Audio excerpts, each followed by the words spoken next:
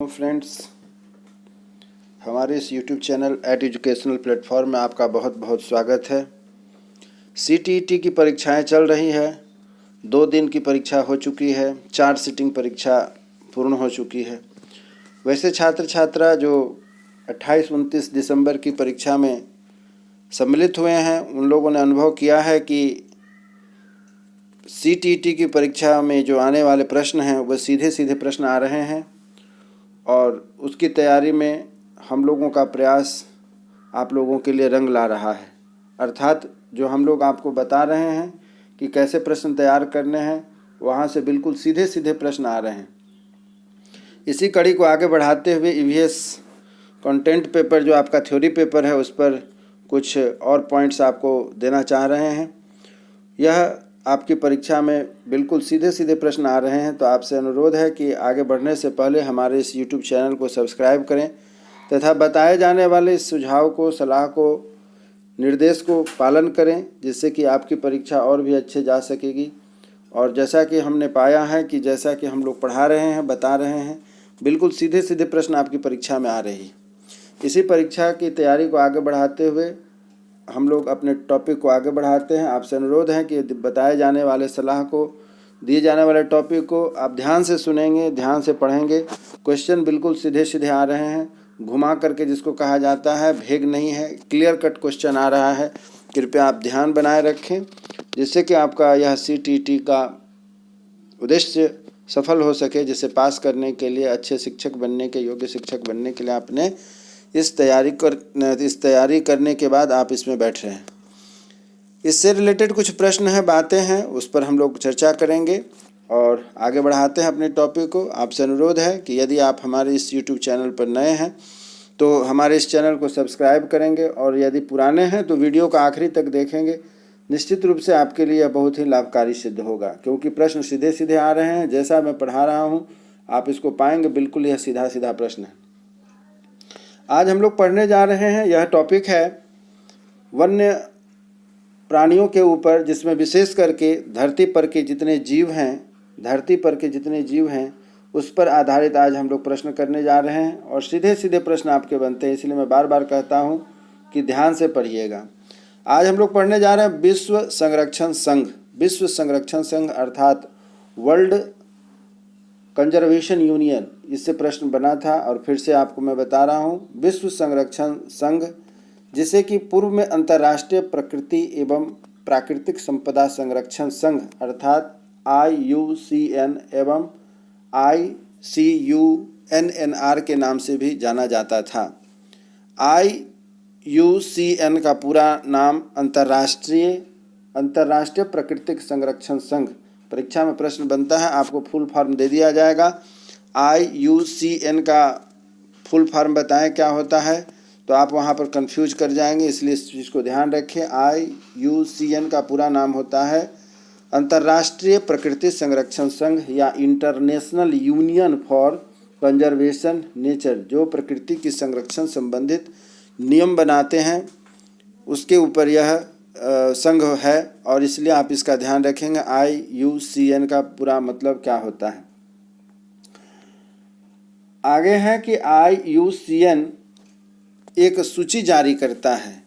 वह सूची कैसे जारी होती है, जिसे रेड डाटा बुक अर्थात रेड डाटा बुक के नाम से भी जाना जाता है, जिसमें कि संकटापन्न जीवों के प्रजातियों के प्रकार एवं उन प्रजातियों का वर्णन किया जाता है। अर्थात हमारे प्रकृति में हमारे वन्य जीव जो हैं वह कुछ ऐसे हैं कि ज़रूरत से ज़्यादा उनका उपयोग किया गया, शिकार किया गया, या किसी न किसी कारण बस उनका इतना नुकसान हुआ कि वह प्रजाति अब समाप्ति के स्थिति में, प्रजाति विलुप्त होने की स्थिति में आ चुकी है।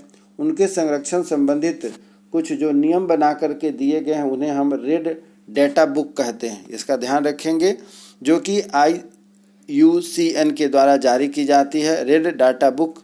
उसमें वैसे प्रजाति जो अब संकटापन्न जीवों की प्रजाति में आ चुके हैं, अर्थात विलुप्त होने की स्थिति में आ गए हैं, उन्हें इस बुक में नामित किया गया है, और जिसे हम लोग को याद रखना है अपनी परीक्षा को ध्यान में रखते हुए तथा प्रकृति की सुरक्षा को ध्यान में रखते हुए।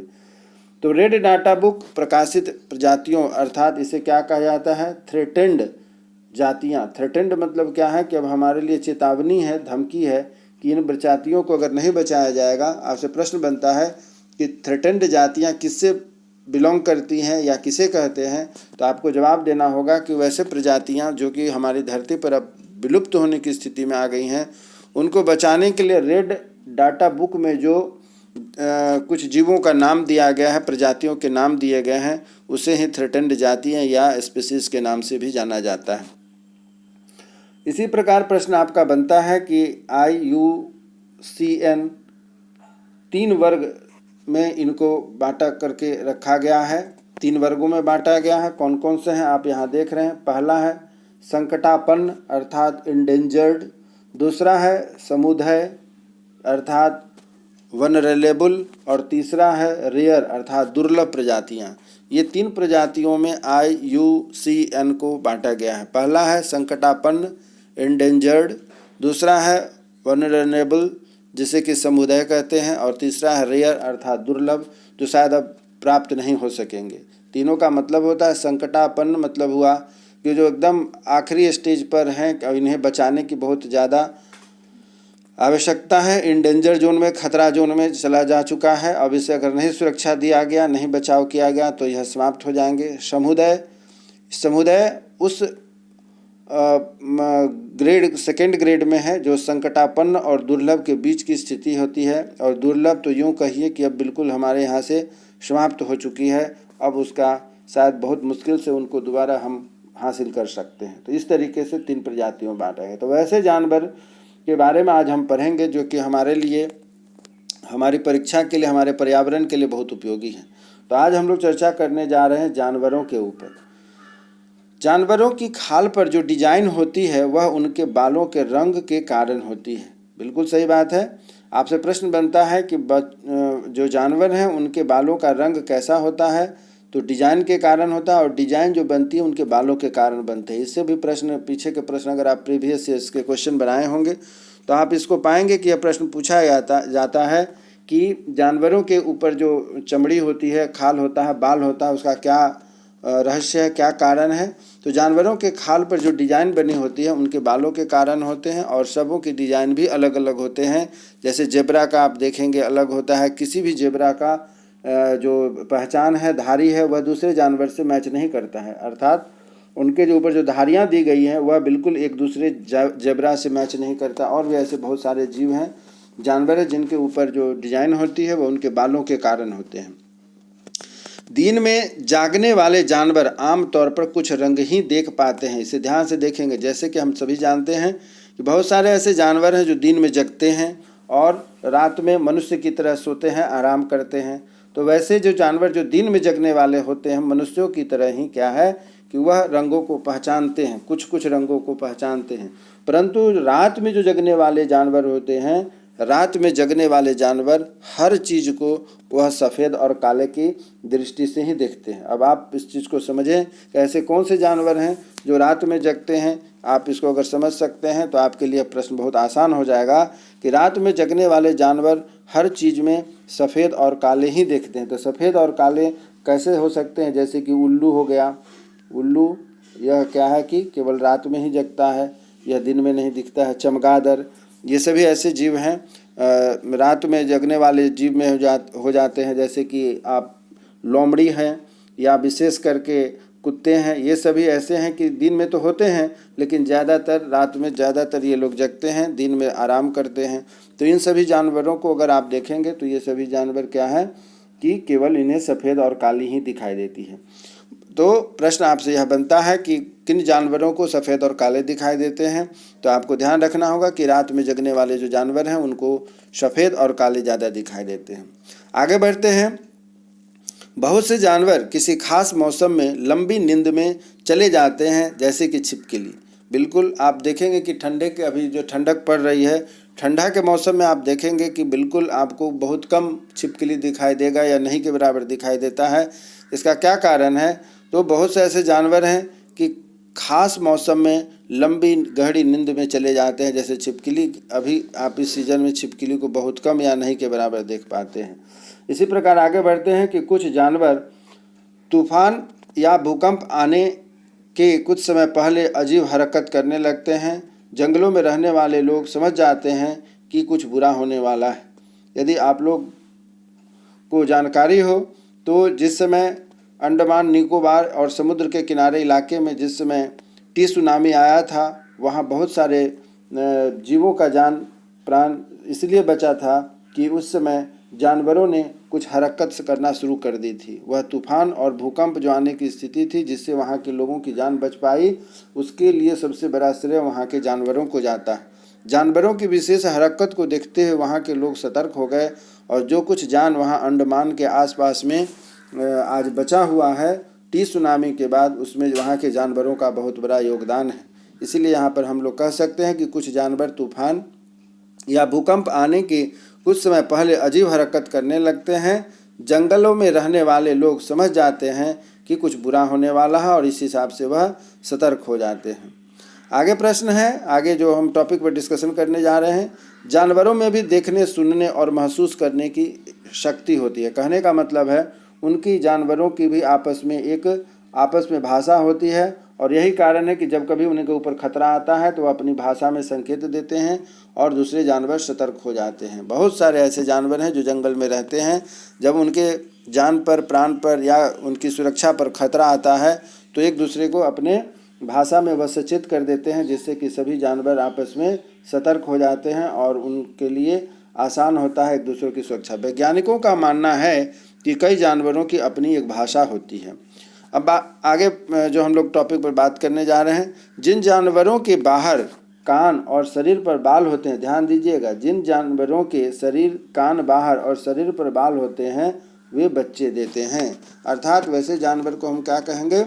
स्तनधारी जीव कहते हैं। जिन जानवरों के बाहरी कान और शरीर पर बाल होते हैं वे बच्चे देते हैं, अर्थात वे स्तनधारी जीव होते हैं। वे अंडे नहीं देते हैं, वे डायरेक्ट बच्चे को जन्म देते हैं। जिन जानवरों के बाहरी कान व शरीर पर बाल नहीं होते वे अंडे देते हैं। तो आप अपने चारों तरफ पाए जाने वाले जीवों, जानवरों पर आप ध्यान दीजिए। जहाँ भी जीव ऐसे हैं जो अंडे देते हैं, अर्थात उनके बाहर, शरीर से बाहर कान निकला नहीं होगा और शरीर पर उनके केस नहीं होते हैं, बाल नहीं होते हैं, इसलिए वे सभी जीव पहचान में आ जाते हैं कि वे क्या हैं? सरीसृप प्राणी हैं और वे अंडे देते हैं। तो जिन जानवरों की बात यहाँ हो रही है, पक्षियों की बात नहीं हो रही। आप इसका ध्यान देंगे मित्रों कि यहाँ पर हम लोग जानवरों की बात कर रहे हैं, न कि पक्षियों को। तो जिन जानवरों के बाहरी कान और शरीर पर बाल नहीं होते हैं वे अंडे देते हैं। इसी प्रकार आगे बढ़ते हैं कि हमारा अगला टॉपिक जो है आप देख रहे हैं वह क्या है कि स्तनधारियों की विशेषताओं में इनके शरीर पर बाल पाया जाना और कान के मध्य भाग में 3 अस्थियां। अब कान के जो हमारे जो कान है उसमें 3 अस्थियां होता है। उस एक का नाम है मेलियन, दूसरे का नाम है इनकस और तीसरे का नाम है स्टेप्स। ये 3 भाग हमारे कान के अंदर होते हैं, इसको भी आप लोग ध्यान में रखेंगे। तो स्तनधारी जीव जो होते हैं वे अपने जैसे संतान उत्पन्न करते हैं, इसीलिए इन्हें हम लोग जो है कि स्तनधारी प्राणी कहते हैं और ये अपने बच्चों को दूध पिलाते हैं। जिनके बच्चे डायरेक्ट जन्म लेते हैं, अंडे के द्वारा नहीं आते हैं, वे जानवर, वे जीव अपने बच्चों को अपने स्तन से दूध पिलाते हैं, इसीलिए हम इन्हें स्तनधारी जीव कहते हैं। अगला पॉइंट है कि यदि कुछ प्रजातियों को छोड़ दें तो लगभग सभी स्तनधारी वर्ग के जंतु बच्चे देते हैं और जिन जानवरों में यह नहीं पाए जाते हैं वे अंडे देते हैं। आगे बढ़ते हैं। स्लॉथ। इस बार की परीक्षा में स्लॉथ से बहुत अधिक क्वेश्चन बन रहा है, क्वेश्चन पूछा गया है। 28 और 29 दिसंबर के जो अभ्यर्थी परीक्षा में सम्मिलित हुए होंगे चारों सिटिंग में, उनको पता होगा कि स्लॉथ क्या है, उनसे क्वेश्चन पूछा गया है। स्लॉथ देखने में भालू की तरह होते हैं। कहने का मतलब है यह भालू की जैसा होता है, भालू जैसा दिखने वाला होता है और यह जो है कि भालू की तरह होता है। ये दिन में करीब 17 घंटे, ध्यान देने की बात है, प्रश्न बनता है यहाँ से कि 17 घंटे पैरों में उल्टे लटक कर आराम से सोते रहते हैं। उल्टे लटकते कैसे हैं? तो पूंछ के बल पर यह लटके रहते हैं और इन्हें गिरने का कोई डर भी नहीं होता है।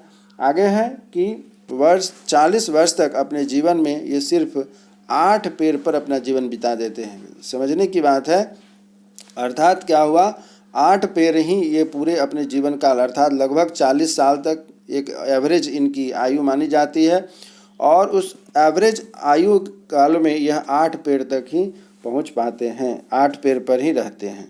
चलिए ठीक है, इसी प्रकार हम आगे बढ़ते हैं। क्या है अगला पॉइंट हमारा है, ये सप्ताह में एक बार ही शौच के लिए पेड़ से नीचे उतरते हैं, जिस पेड़ पर रहते हैं उसी के पत्ते खाकर अपना पेट भरते हैं। कहने का मतलब है जिस पेड़ पर रहते हैं, जिस पेड़ पर ये रहते हैं कौन, स्लोथ, वहाँ पर अपने उसी पेड़ के पत्ते को खाकर अपना भोजन बनाते हैं, और इन्हें अपने जीवन की कोई हड़बड़ी अफरा तफड़ी नहीं होती है। बाकी अन्य जानवरों की तरह आराम से उस पेड़ पर रहते हैं, खाते हैं, आराम करते हैं, और सप्ताह में एक दिन शौच के लिए ऊपर पेड़ से नीचे उतरते हैं।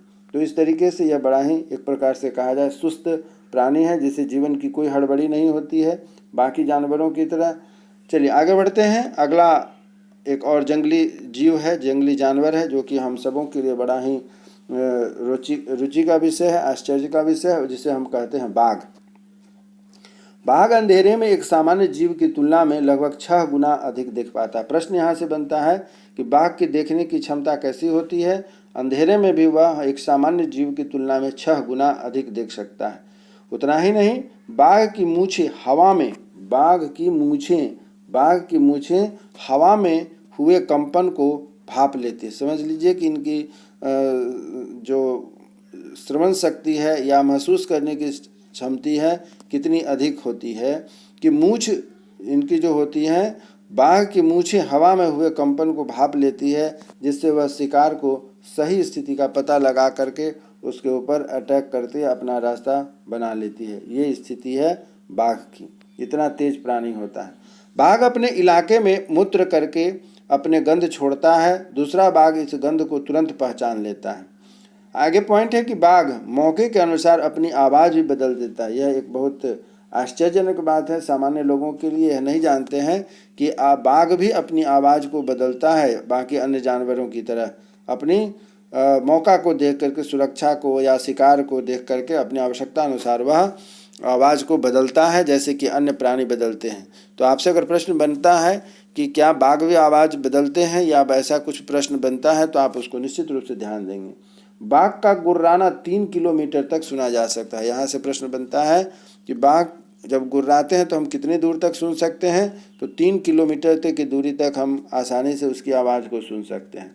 बाघ के दोनों कान बाहर की आवाज़ इकट्ठा करने के लिए अलग अलग दिशा में बहुत ज़्यादा घूम भी सकते हैं, अर्थात बाघ आवाज़ को पकड़ने के लिए अपनी कान को चारों दिशाओं में घुमा सकता है, रोटेट कर सकता है, जिधर चाहे उस दिशा में, अलग अलग दिशाओं में, चारों दिशा नहीं, मतलब आप अपनी सुविधा के अनुसार जहाँ चाहे जैसे चाहे उसको वह घुमा सकता है। आगे है कि बाघ हवा में पत्तों की हिलने तथा शिकारों में हिलने से भी आवाज़ के अंतर को तुरंत भाप जाता है, अर्थात पत्ते हिलते हैं तब कैसी आवाज़ आती है और शिकार के छुपने की आवाज़ कैसी होती है, यह बाघ उनकी हवा की जो तरंग है, वेव है, उससे भी पहचान करके उस दिशा में आगे बढ़ जाता है। चलिए एक और प्राणी है, जंगली प्राणी है, बहुत ही विशालकाय प्राणी है, जिसे हम लोग यहाँ पर डिस्कशन कर रहे हैं। बहुत ही प्यारा, हम सबों के लिए मन पसंदीदा जानवर है, वह है हाथी। हाथी को पानी और कीचड़ में खेलना बहुत पसंद होता है। जैसा कि हम जानते हैं कि हाथी एक विशालकाय प्राणी है, तो वह पानी और कीचड़ में खेलना बहुत पसंद करता है, और साथ ही साथ जिससे क्या है कि उसके शरीर को ठंडक मिलती है। इस तरीके से हाथी इस चीज़ की तैयारी करता है जिससे कि वह उसे आसानी से खेलने तथा शरीर को ठंडा रखने में आसानी हो। हाथी के कान पंख जैसे होते हैं। गर्मी लगने पर हाथी अपने कान को हिलाकर हवा करता है। बहुत प्रकृति भी बहुत विचित्र है।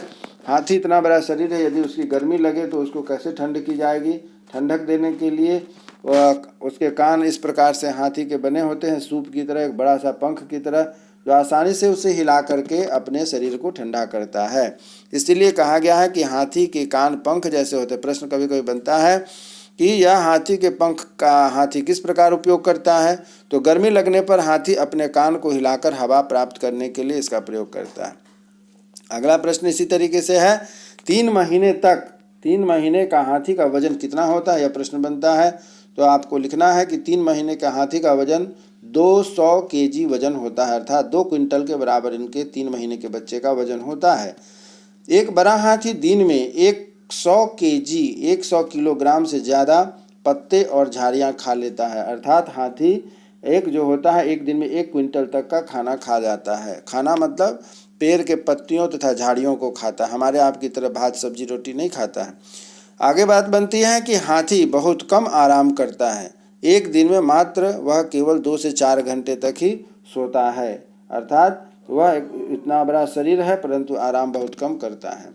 हाथी परेशानी आने पर एक दूसरे की मदद करता है, वह अन्य प्राणियों की तरह भाग नहीं जाता है या अन्य प्राणियों की तरह यह भी एक दूसरे की काफ़ी सहयोग करता है। हाथी जितना विशालकाय है उतना ही बुद्धिमान भी होता है, वह अकेले किसी अपने साथी को नहीं छोड़ता है, वह दूसरे अपने साथी की मदद में अपने पूरे जी जान से उसकी सुरक्षा में लग जाता है। इस झुंड में अर्थात हाथियों के झुंड में 10 से 12 हथनियाँ होती हैं और उनके बच्चे होते हैं। यहाँ प्रश्न आपसे बनता है कि झुंड में कितने हाथी हाथनी होते हैं, तो 10 से 12 हाथनी होती है और उसमें उनके बच्चे होते हैं। जब तक बच्चे बड़े नहीं होते हैं इस झुंड में बने रहते हैं। झुंड में सबसे बुजुर्ग हथनी ही पूरे झुंड की नेता होती है। यह भी प्रश्न बनता है कि उसके हेड कौन होते हैं झुंड के, तो झुंड के हेड उसकी जो सबसे बूढ़ी हथनी होती है वह काफ़ी अनुभवी होती है और अनुभवी होने के नाते कारण उन्हें क्या है कि झुंड का हेड बनाया जाता है। इस झुंड में 10 से 12 हथनी और बाकी बच्चे होते हैं। 14 से 15 साल तक, यहाँ से भी प्रश्न बनता है कि 14 से 15 साल तक वह हाथी इस झुंड में रहता है, फिर वह झुंड छोड़ करके चला जाता है, फिर वह झुंड छोड़ करके अपना दूसरे झुंड बनाने के लिए निकल जाता है। एक दूसरा प्राणी है जिस पर हम लोग चर्चा करेंगे, जिसे हम लोग कहते हैं लंगूर। लंगूर भी एक जंगली जानवर है जो कि हम सभी जानते हैं। जंगल में ऊंचे पेड़ पर बैठा लंगूर अपने पास आती मुसीबत को देखकर एक खास आवाज़ निकाल करके अपने साथियों को संकेत देता है, जिससे कि सभी साथी उसके चौकन्ने हो जाते हैं। इसमें प्रश्न बनता है कि अपने सुरक्षा में आवाज़ निकालने वाले प्राणी कौन हैं, कौन कौन है, तो हम ऊपर से भी पढ़ते आ रहे हैं। उसी का एक और भी कड़ी में आगे बढ़ा है वह लंगूर। वह भी अपनी सुरक्षा और अपनी विशेषता के लिए जाना जाता है कि वह अपनी सुरक्षा के लिए अपने मित्रों को अपनी आवाज़ निकालता है, जिससे सभी उनके जो लंगूर मित्र हैं वह सचेत हो जाते हैं। अगला प्रश्न है मगरमच्छ। मगरमच्छ को जैसा कि हम सभी जानते हैं कि कान नहीं होते हैं शरीर से बाहर, जैसे अन्य प्राणियों के होते हैं, अन्य जंगली जानवरों के होते हैं, परंतु छोटे छोटे छिद्र होते हैं कान की जगह पर, जिससे कि वह आसानी से वह उसे सुन सकता है और समझ सकता है और सुनता भी है। उसी प्रकार छिपकली के भी छोटे छोटे कान की जगह पर छेद होते हैं, जिससे कि वह अपना काम चलाता है, वह अपना काम लेता है, अपना काम करता है। आगे हम मछलियाँ खतरों की चेतावनी एक दूसरे से बिजली तरंगों की तरह देती है। प्रश्न आपका बनता है कि मछली अपने खतरे की चेतावनी किस प्रकार से देते हैं, तो बिजली की तरंग के द्वारा देते हैं। जैसे बिजली में की तरंग होती है उसी तरीके से वह अपनी खतरे को ध्यान में रखते हुए चेतावनी देती है। डॉल्फिन भी अलग अलग तरह की आवाज़ें निकालती हैं, जैसा कि हम सभी ने पढ़ा है देखा है, तो आप ध्यान रखेंगे कि डॉल्फिन भी अलग अलग तरह के जानवरों की आवाज़ निकालती है, जिससे एक दूसरे से वह बात करती है। गिलहरी के दांत हमेशा बढ़ते रहते हैं तथा दांतों को काटने व कुतरने के कारण इनके दांत घिस जाते हैं। प्रश्न कई बार बनता है कि गिलहरी बार बार अपनी दांतों को लकड़ियों में या फलों के साथ या कुछ जो खाने की वस्तु है उसमें रगड़ते रहते हैं, तो ऐसा क्या कारण है। यह बहुत इंपॉर्टेंट प्रश्न है, कई बार आपके CTT में पूछा गया है। तो उसके बार बार खाने दांत घिसने का कारण यह है कि उसका दांत यदि लगातार न खाता रहे तो उसके दांत बढ़ जाएंगे और खा करके अपने दांत को घिसता है। यह गिलहरी की मजबूरी है कि ज़बरदस्ती अपने दांत को वह घिसता है, नहीं तो उसकी दांत क्या है कि बढ़ जाएंगे, जो उसके लिए बड़ा कठिन होगा। बिल्ली के दांत नुकीले होते हैं जो मांस को फाड़ने और काटने में काम आते हैं। बिल्ली की यह खासियत है कि उसके जो दांत होते हैं वह बहुत ही उपयोगी हो, इसलिए कि उसी से वह अपना मांस खाने और फाड़ने के लिए इसका उपयोग करता है। इसी तरीके से आगे बढ़ते हैं कि देखते हैं कि गाय के आगे के दांत पत्तों को काटने के लिए बने होते हैं और पीछे के दांत जो है चपटे और बड़े होते हैं, जो घास को चबाने में काम आता है। अर्थात सामने के जो उनके दांत होते हैं वह पत्तों को काटने के लिए, तथा पीछे के जो चपटे दांत होते हैं जिससे वह अपने दांतों को अपने खाना को, घास को चबाने के लिए प्रयोग करता है। चलिए इसी प्रकार आगे बढ़ते हैं। यहाँ देखते हैं कि क्या बात हो रही है। अगला है एक प्राणी जो कि धरती पर पाया जाता है, जिसे हम लोग कहते हैं सांप। सांप हमारे चारों तरफ लगभग जितने भी लोग भारत से जुड़े हैं वे सभी लोग सांप को अच्छे से जानते होंगे, देखे भी होंगे प्रत्यक्ष रूप से। तो सांप की कुछ विशेषताएं हैं जिसको कि हम लोग जानेंगे, और ख़ास करके भारतीय सांपों में। तो भारतीय सांप जो होते हैं 4 प्रकार के होते हैं, जो काफ़ी ऐसे तो बहुत प्रकार के होते हैं, परंतु जो जहरीले सांप है उसमें 4 प्रकार के सांप हैं जिनका कि नाम आपको जानकारी होना चाहिए। परीक्षा में आपसे पूछा जाता है कि वह कौन कौन से सांप हैं जो कि हमारे लिए हानिकारक हैं। बाद बाकी सांप उतने हानिकारक नहीं होते हैं जितना कि ये 4 हैं। पहला है नाग, दूसरा है करैत, तीसरा है दुबोया और चौथा है अफाई। ये 4 प्रकार के सांप ऐसे होते हैं जो काफ़ी जहरीले होते हैं, जिनके काटने से जिनको काट लिया जाता है उनके प्राण जा सकते हैं और चले भी जाते हैं, परंतु समय रहते यदि उस पर इलाज के लिए प्रयास किया जाए तो उससे उनकी जान बच सकती है। जब सांप किसी को काटता है तो उसके 2 खोखले जहर वाले दांत से उस व्यक्ति के शरीर में जहर चला जाता है। यही कारण है कि आप कभी देखते होंगे कि किसी को सांप काटता है तो जिस जगह पर सांप काटता है वहाँ पर 2 छोटा सा बिंदु के समान काला निशान हो जाता है। उसी जगह से उसके शरीर में विष प्रवेश कर जाता है उस सांप का, और इसीलिए कहा गया है कि सांप जब किसी को काटता है तो उसके 2 खोखले जहर वाले दांत उस व्यक्ति के शरीर में जहर चला जाता है। अब आगे क्या होता है, जब जहर जानता है तो फिर उसकी इलाज कैसी होती है। जब इस जहर से बचने के लिए उस व्यक्ति को सीरम नाम की दवाई दी जाती है। क्या दी जाती है? सीरम नाम की दवा दी जाती है। इस चीज़ का आप ध्यान रखेंगे। सीरम नाम की दवाई दी जाती है जो सांप के जहर से बनाई जाती है। जैसा कहते हैं हम लोग, जहर जहर को काटता है, लोहा लोहे को काटता है, जंग जंग को काटता है, उसी प्रकार यहाँ पर यह है कि सांप के जहर को जहर ही काटता है। सांप के दांत नुकीले होते हैं। सांप के दांत नुकीले होते हैं, लेकिन वह शिकार को चबाकर नहीं खाता। उसके दांत तो नुकीले होते हैं, जैसे कि हम जानते हैं कि जो मांसाहारी जीव होते हैं उनके दांत नुकीले होते हैं, जिनसे वह अपने शिकार को फाड़कर चीड़ करके खाता है। सांप के साथ भी दांत भी नुकीले होते हैं, परंतु यह सांप का दांत जो नुकीला होता है यह शिकार को खाने के लिए नहीं होता है, बल्कि अपने शिकार के शरीर में जहर उतारने के लिए होता है। और खाने के लिए वह शिकार को खाता नहीं है, बल्कि उसे सीधे का सीधे निगल जाता है। सांप के बाहरी कान नहीं होते, वह जमीन पर हुए कंपन को भी सुन सकता है। कान तो नहीं होते हैं, परंतु जो वाइब्रेशन है, तरंग है, कंपन है, उसके द्वारा वह धरती पर होने वाले कंपन को समझ जाता है और उसके अनुरूप अपनी गतिविधि वह करता है। सपेरों को कालवेलिया भी कहते हैं। सपेरों को हम लोग क्या कहते हैं? सपेरा जो होते हैं जो उनको पकड़ते हैं उन्हें कालवेलिया के नाम से भी जाना जाता है। कालवेलिया नाच में सांप जैसे मुद्राएं होती हैं। कालवेलिया भी एक नाच है। यदि आप प्रश्न यहाँ से बनता है कालवेलिया क्या है, तो आप ध्यान दीजिएगा कि कालवेलिया नाच की एक तरीका है जिस पे नाच करते हैं, और यह नाच जो होता है वह सांप का जैसा मुद्रा बना करके उसमें डांस किया जाता है। इसे हम लोग कालवेलिया कहते हैं। तो सपेरों को कालवेलिया भी कहते हैं, और कालवेलिया जो है कि सांप की जैसा एक डांस करने की प्रक्रिया होती है, तरीका है। एक और हमारा बहुत ही परिचित जानवर है जिसके बारे में हम लोग पढ़ेंगे, जिससे कि हम लोग कहते हैं वह है प्राणी, वह हमारे चारों तरफ पाया जाता है, वह है कुत्ता। कुत्तों की गलियों में अपनी जगह बटी हुई होती है, अर्थात सभी कुत्तों के अपने अपने क्षेत्र होते हैं। एक कुत्ता दूसरे के क्षेत्र में नहीं जाता। उसका कारण क्या है कि हर कुत्ता अपना गंध छोड़ता है, और उस मूत्र गंध के द्वारा एक कुत्ता अपना इलाका को दर्शाता है, दूसरा कुत्ता उस इलाके में प्रवेश नहीं करता है। इसलिए कहा गया है कि कुत्तों की भी एक अपनी दुनिया होती है, उनका एक अलग क्षेत्र बटा होता है, जिसमें एक कुत्ता दूसरे कुत्ते के क्षेत्र में नहीं जाता है, और जाने पर उनमें क्या है कि आपस में लड़ाई होती है, संघर्ष होती है उनके क्षेत्र को लेकर के। तो इसलिए हम कह सकते हैं कि कुत्ता अपने क्षेत्र को दर्शाने के लिए मलमूत्र का गंध छोड़ता है, जिससे कि दूसरा कुत्ता उसके क्षेत्र में प्रवेश नहीं करता है और समझ जाता है कि यह दूसरे का क्षेत्र है। आगे बढ़ते हैं। उसी प्रकार से केचुआ, केचुआ भी हमारे लिए बहुत ही उपयोगी होता है, खास करके इसे हम लोग किसानों का मित्र भी कहते हैं। प्रश्न बनता है कि केचुआ को किसानों का मित्र क्यों कहते हैं, या किसानों का मित्र कौन है, तो उसे हम केचुआ कहते हैं। क्या कारण है कि केचुआ को हम किसानों का मित्र कहते हैं? तो केचुए ज़मीन में छेद बनाकर मिट्टी को मुलायम कर देते हैं।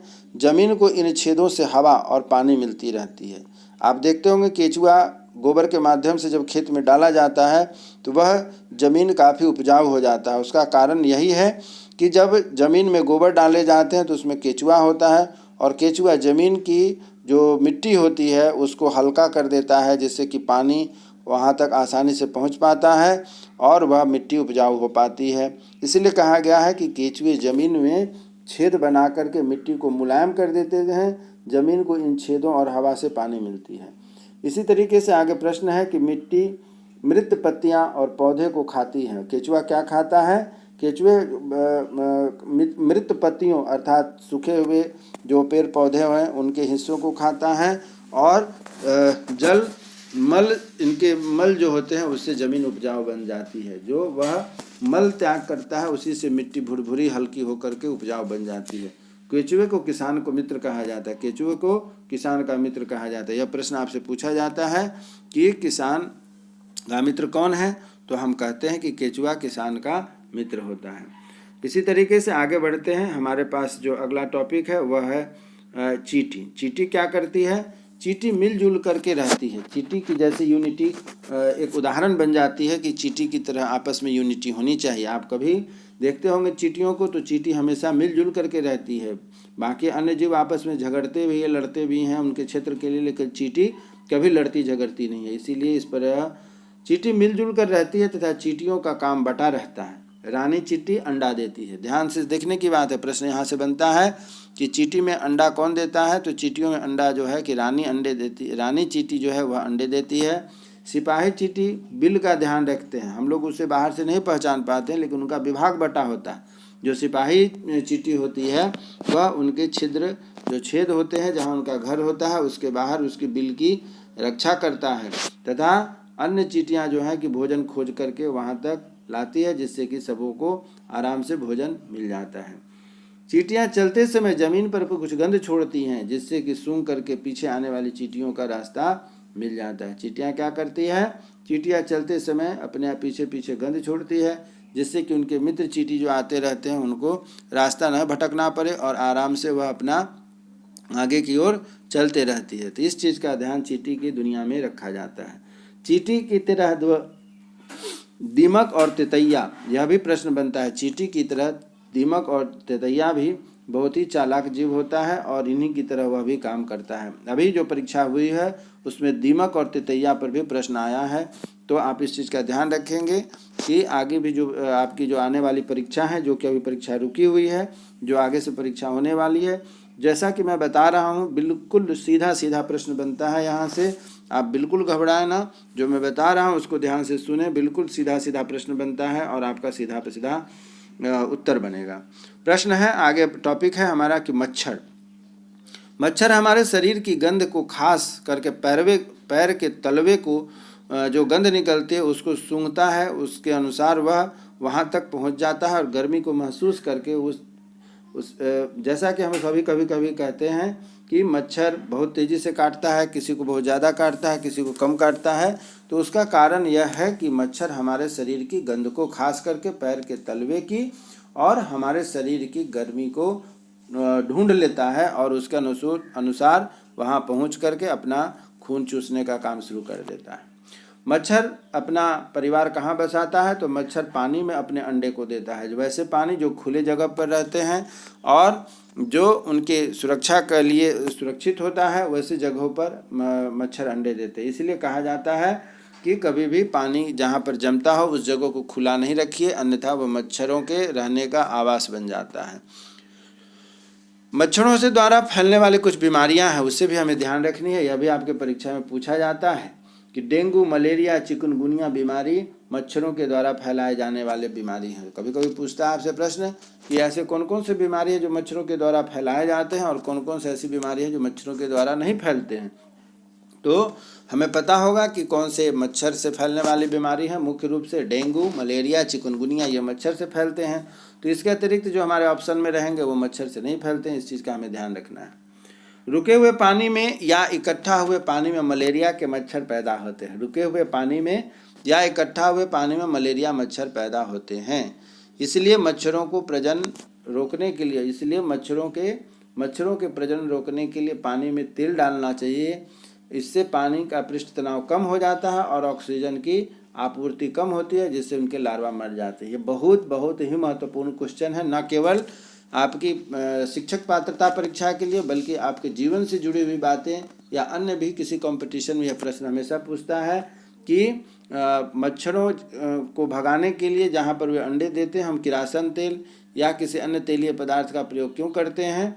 तो वहाँ पर क्या है कि आपको ध्यान रखना चाहिए कि रुके हुए पानी या इकट्ठा हुए पानी में मलेरिया के मच्छर पैदा होते हैं। इसलिए मच्छरों के प्रजनन को रोकने के लिए पानी में तेल डालना उचित रहता है, जिससे पानी का पृष्ठ तनाव कम हो जाता है। किसका? पानी का पृष्ठ तनाव कम हो जाता है और ऑक्सीजन की आपूर्ति रुक जाती है, जिससे मच्छर के लार्वा मर जाते हैं।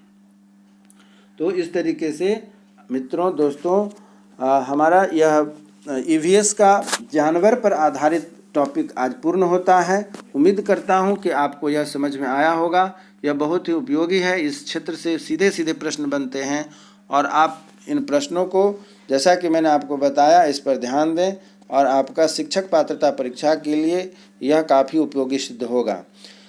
यदि यह वीडियो आपको अच्छा लगता है तो कृपया इसे लाइक करें, शेयर करें और सब्सक्राइब करना न भूलें, जिससे कि आगे आने वाले आपके मित्रों को भी इससे काफ़ी मदद मिलेगी। इसी उम्मीद के साथ कि आप अगले वीडियो में हमारे साथ होंगे। तब तक के लिए जय हिंद, जय भारत। स्वस्थ रहें तथा अपनी तैयारी को आगे बरकरार रखें, बनाए रखें, जो आपके लिए उपयोगी होगा। धन्यवाद।